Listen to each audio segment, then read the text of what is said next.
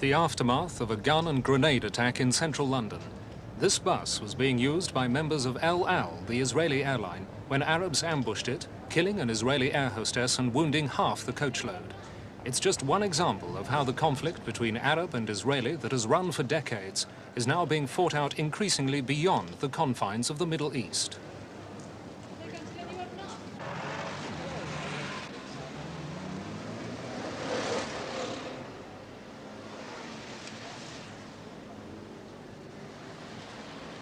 The attack was far more than an attempt to blow up a bus.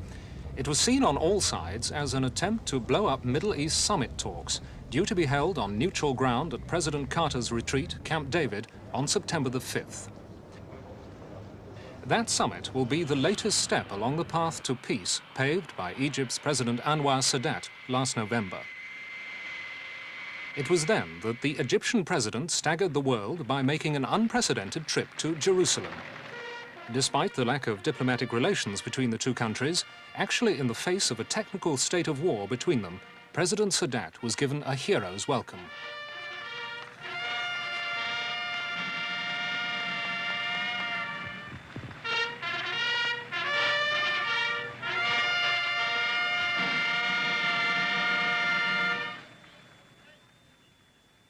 So extraordinary was Sadat's visit that around 4,000 foreign journalists converged on Israel to witness it.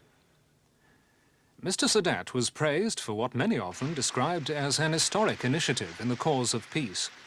And when the president addressed the Knesset, the Israeli parliament, it looked as though his genuine effort of goodwill would be rewarded, that the deadlock between the two countries would be broken.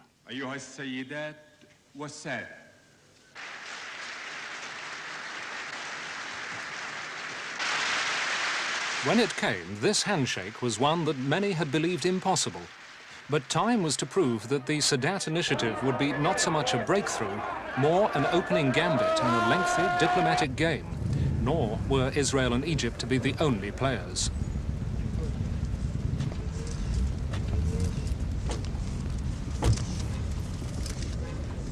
For one thing, opposition from hardline Arabs was not slow in coming, in the form of a Tripoli summit conference in December, when the Libyan leader, Colonel Gaddafi, hosted delegations from Syria, Algeria, Iraq, South Yemen, and the Palestinian Liberation Organization.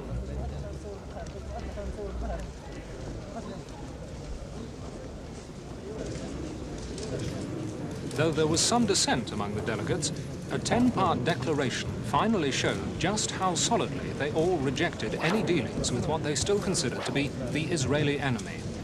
President Sadat's visit was condemned, and the parties pledged themselves to frustrate its results. Stopping and getting out. The conference also decided that the members would freeze their diplomatic relations with Egypt and would boycott any Egyptian individuals or firms dealing with Israel.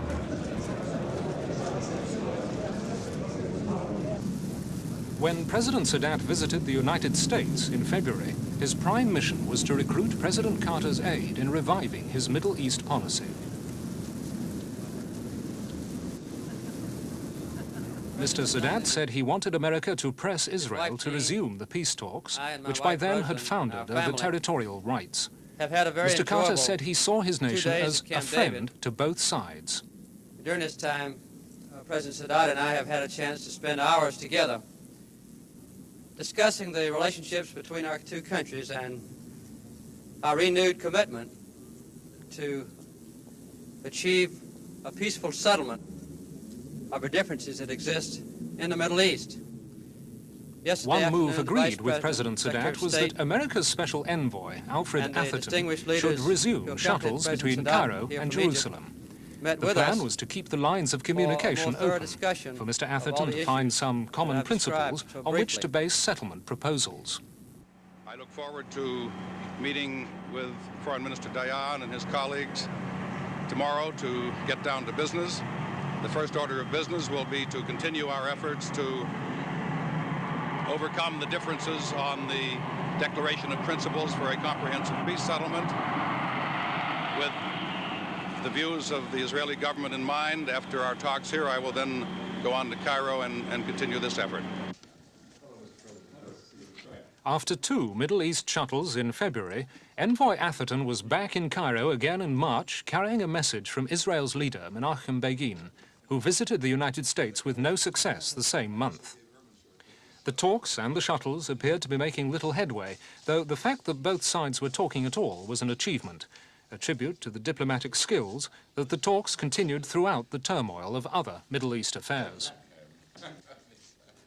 I think we have succeeded in narrowing some of the differences with respect to the declaration of principles for a comprehensive peace settlement in the Middle East. I think we have also established the fact that the negotiating process has continuity and will continue to have continuity. I will look forward to returning to the area at some point after Prime Minister Begin's visit to continue this process.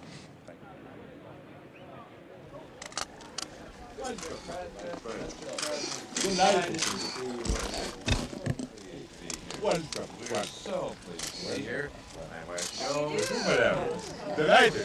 Despite such significant setbacks and controversies as Israel's invasion of Lebanon and the United States agreement to supply advanced jet fighters to Arab countries, the diplomatic missions continued. Early July found U.S. Vice President Walter Mondale in Cairo delivering yet another missive. This time, though, the initiative was to come from neither of the main participants, but from President Carter himself. And it was this message that Mr. Mondale had come to present.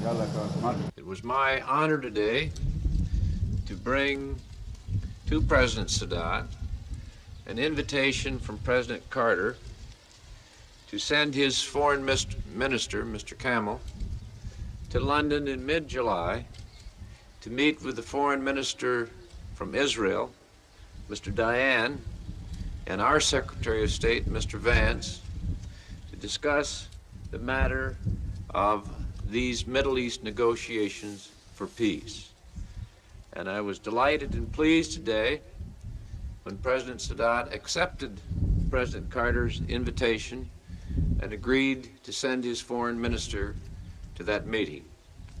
I am confident that the Israeli foreign minister will also be dispatched to that meeting, and this conference can provide an important first step for a broad review and an analysis of where we go from here.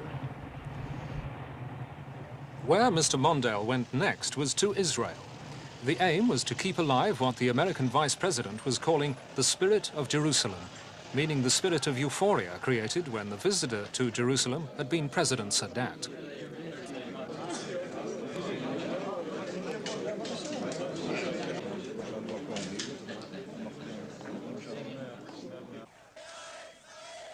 Mr. Mondale found that America's single-minded determination for a settlement with Egypt was greeted with suspicion by many Israelis who feared it might be bought at their expense. Chief among them was Premier Begin himself.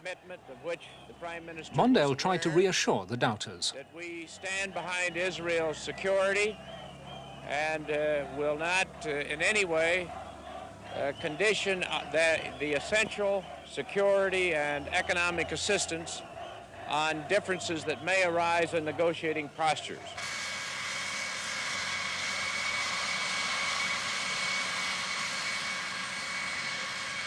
Israel and Egypt did accept the American invitation to Britain. America was to be represented by its Secretary of State, Mr. Cyrus Vance. A massive security operation was mounted by the host nation. Britain was determined that no chances should be taken with the safety of the diplomats, aware that an attempt on the life of any of them might jeopardize not only the talks, but the very possibility of a settlement. But so rigorous were the security arrangements that Israel's General Dayan actually complained that they were counterproductive. Egypt's Foreign Minister, Mohammed Kamel, meanwhile echoed the feeling of confidence that both sides seemed to have brought with them. Looking at exactly the same position then that we were looking at 3 or 4 months ago, or are we looking at a new negotiating position? Well, we have a balanced and very constructive proposal, which we hope that the Israelis will understand its merit, and if they accept that, we can make full progress towards a total and comprehensive peace. Does it still boil down? Dayan was later to declare himself pleasantly surprised and optimistic about the Egyptian attitudes. He assured Mr. Vance that Israel would go willingly into another round of talks. Mr. Vance himself, who'd already made several trips around the Middle East, was also looking forward to making progress. Despite this sort of confidence before the talks, they would be less happy 2 days later. We're all here together. We'll be spending 2 days together. We're going to talk frankly together. I hope something will come out. Yeah, one more. Leeds Castle, southeast of London, was the last-minute venue for the meeting. It was chosen for security reasons, but the tranquil setting was to have no bearing on the discussions within. For the major barrier remained: Israel's occupation of the West Bank, Sinai and the Gaza Strip. Mr. Sadat was quoted after the talks as saying that the obstacle to peace was Mr. Begin, who thought he could have peace, guarantees and land. Peace, yes, said Mr. Sadat. Guarantees for both parties, yes. Land, no. It was a point he put to Mr. Vance in Alexandria. Mr. Sadat complained that Israel had said nothing to make a further meeting worthwhile. Afterwards, Egypt expelled Israeli military negotiators, and Mr. Sadat said he would attend no more meetings until Israel returned the occupied land on which so much of the dispute has hinged. But during the second week in August, it was announced that Mr. Vance had succeeded in persuading the leaders of both countries to hold one more face-to-face meeting aimed at saving Mr. Sadat's peace initiative.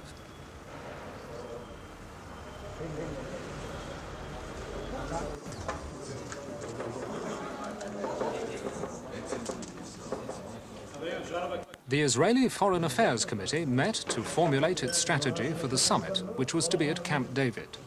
It's being seen as a last-ditch effort that has got to work to avoid another Middle East war.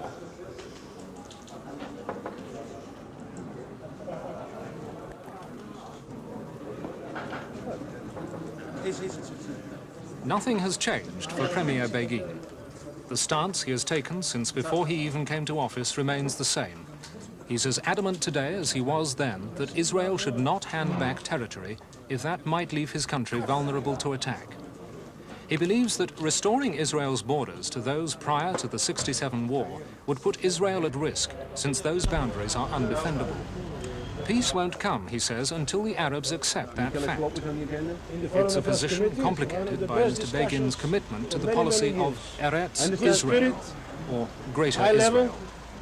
According to this, Israel's boundaries could never be negotiated by politicians. For, says Mr. Begin, the boundaries Israel recognizes haven't been laid down around a negotiating table, but by the writings of the Old Testament itself. Group of people, very able people. Even while negotiations have been taking place, a cabinet storm has been brewing in Jerusalem over the establishment of more settlements in the occupied territory. Ministers of the Democratic Movement for Change actually threatened to leave the government if plans went ahead to create new settlements during such a sensitive period.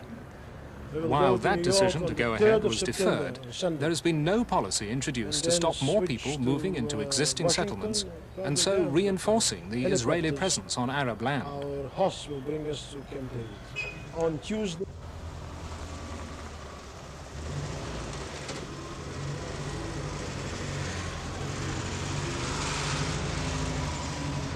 Two existing settlements that are being reinforced on the West Bank are at Aris and at Tapua.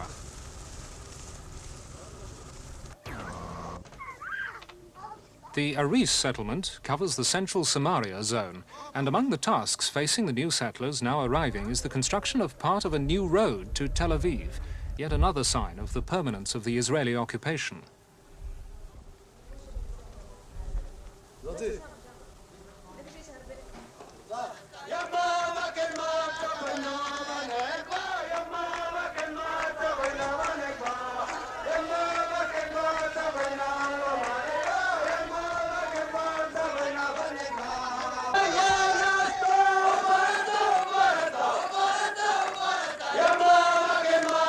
Work stops for the newcomers for various religious ceremonies, chanting and dancing with the Torah scrolls bearing sacred Hebrew laws.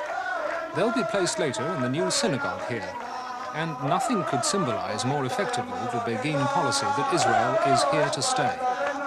That's a kind of outlook that can hardly bode well for a breakthrough towards peace at the crucial Camp David talks.